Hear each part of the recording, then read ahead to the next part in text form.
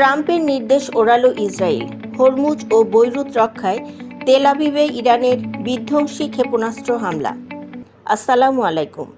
মধ্যপ্রাচ্যের বুকে মার্কিন দাদাগিরি আর ইসরায়েলের উগ্র আগ্রাসনের বিরুদ্ধে এবার এক চুলো ছাড় না দেওয়ার চূড়ান্ত বার্তা দিল ইরান। বিশ্বখ্যাত সংবাদ সংস্থা রয়টার্সের আজ দুপুরের সর্বশেষ লাইভ আপডেট অনুযায়ী গত এপ্রিল মাসের যুদ্ধবিরতির পর এই প্রথম সরাসরি একে অপরের মূল ভূখণ্ডে বিধ্বংসী ক্ষেপণাস্ত্র হামলা চালিয়েছে ইরান ও ইসরায়েল।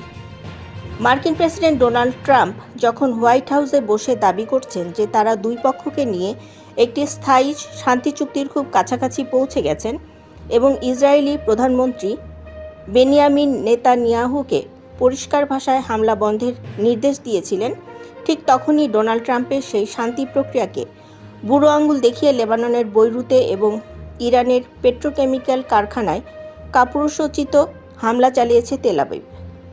তবে ইরান এবার আর মুখ বুজে থাকেনি। লেবানন ও পারস্য উপসাগরীয় অঞ্চলের সার্বভৌমত্ব রক্ষায় ইসরায়েলের সামরিক বিমান ঘাঁটি লক্ষ্য করে ঝাঁকে ঝাঁকে ক্ষেপণাস্ত্র ছুড়েছে আইআরজিসি।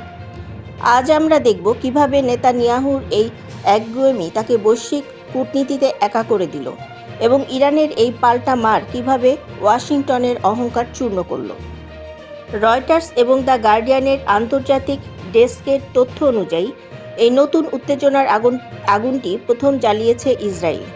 গতকাল রবিবার মার্কিন প্রশাসন এবং ডোনাল্ড ট্রাম্পের স্পষ্ট লাল রেখা বা রেড লাইন অমান্য করে লেবাননের রাজধানী বৈরুতের দক্ষিণ শহরতলিতে আকস্মিক বিমান হামলা চালায় আইডিএফ। এতে অন্তত 2 জন সাধারণ নাগরিক নিহত এবং 20 জন গুরুতর আহত হন। এরপর আজ সোমবার সকালে ইরানের খুজেস্তান প্রদেশের মা শাহর শহরের কারুন পেট্রোকেমিক্যাল কমপ্লেক্স লক্ষ্য করে দূরপাল্লার ব্যালিস্টিক মিসাইল ছোড়ে ইসরায়েলি যুদ্ধবিমান।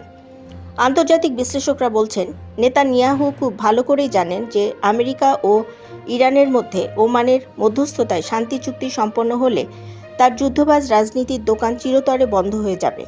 আর এই কারণে ডোনাল্ড ট্রাম্পের উপর ক্ষিপ্ত হয়ে খোদ মার্কিন হোয়াইট হাউসকে বুড়ো আঙুল দেখিয়ে নেতানিয়াহু এই আঞ্চলিক মহাযুদ্ধ বাঁধানোর উস্কানি দিয়েছেন। দর্শক, ইসরায়েলের এই আগ্রাসনের জবাবে ইরান এবার যে কাউন্টার বা পাল্টা আঘাত হেনেছে তাতে কেঁপে উঠেছে পুরো তেল আবিব। ইরানের ইসলামিক রেভলিউশনারি গার্ড কর্পস বা আইআরজিসি তাৎক্ষণিকভাবে শুরু করে অপারেশন নসর বা বিজয় অভিযান। তারা সাফ জানিয়ে দিয়েছে, বৈরুতের দাহিয়া বা লেবাননের ওপর হামলা চালানো মানে সমস্ত রেড লাইন পার হওয়া। ইরান থেকে ঝাঁকে ঝাঁকে ব্যালিস্টিক ক্ষেপণাস্ত্র ধেয়ে যায় উত্তর ইসরায়েলের রামাত ডেভিড বিমান ঘাঁটির দিকে, যেখান থেকে মূলত লেবাননে হামলা চালানো হয়েছিল। একই সাথে ইসরায়েলের অন্যতম প্রধান নগরী হাইফার একটি পেট্রোকেমিক্যাল প্ল্যান্ট লক্ষ্য করে নিখুঁত আঘাত হানে ইরানি মিসাইল।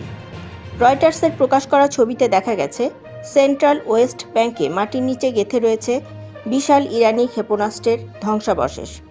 শুধু তাই নয়, ইরানের সমর্থনে ইয়েমেনের হুথি ওকেরাও ইসরায়েলকে লক্ষ্য করে ক্ষেপণাস্ত্র ছুড়েছে এবং লোহিত সাগরে ইসরায়েলি এবং মার্কিন জাহাজের ওপর সম্পূর্ণ নিষেধাজ্ঞা জারি করেছে।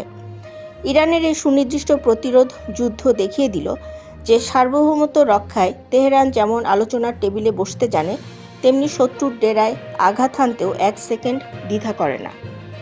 এই ভয়াবহ ক্ষেপণাস্ত্র যুদ্ধের পর মার্কিন প্রেসিডেন্ট ডোনাল্ড ট্রাম্পের মাথায় যেন আকাশ ভেঙে পড়েছে। পরিস্থিতি হাতের বাইরে চলে যাওয়ায় ট্রাম্প সামাজিক যোগাযোগ মাধ্যমে চিৎকার করে লিখেছেন, ইসরায়েল এবং ইরানকে এখনই এই গোলাগুলি বন্ধ করতে হবে। ট্রাম্পের তীব্র চাপ এবং পেন্টাগনের হস্তক্ষেপে রয়টার্স আজ বিকেলে নিশ্চিত করেছে যে ইরান ও ইসরায়েলের সাময়িকভাবে এই হামলা বন্ধ করতে সম্মত হয়েছে। ইরানের সর্বোচ্চ নেতা আলী খামেনি এবং প্রধান গণমাধ্যম জানিয়েছে, আজকের এই অপারেশনটি ছিল কেবল একটি সতর্কবাণী। যদি ইসরায়েল আবারও লেবানন বা ইরানের ভূখণ্ডে হাত বাড়ায়, তবে মধ্যপ্রাচ্যে থাকা সমস্ত মার্কিন ও ইসরায়েলি ঘাঁটি ধ্বংস করে দেওয়া হবে। দর্শক, ডোনাল্ড ট্রাম্পের শান্তি চুক্তিকে লাথি মেরে নেতানিয়াহুর এই যুদ্ধংদেহী আচরণ কি প্রমাণ করে না যে ইসরায়েলি মধ্যপ্রাচ্যে আসল শান্তিকামী মানুষের শত্রু? আর ইরানের এই বজ্রকঠিন প্রতিরোধ কি মার্কিন ও ইসরায়েলি দম্ভকে চিরতরে মাটির সাথে মিশিয়ে দিল না? কমেন্টে আপনার মূল্যবান এবং ক্ষুরধার মতামত অবশ্যই লিখুন। ইরান ইসরায়েল যুদ্ধের প্রতি মুহূর্তের 100% নির্ভুল লাইভ এবং এক্সক্লুসিভ ব্রেকিং নিউজ সবার আগে পেতে আমাদের সাথেই থাকুন।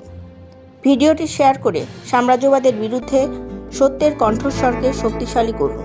ধন্যবাদ।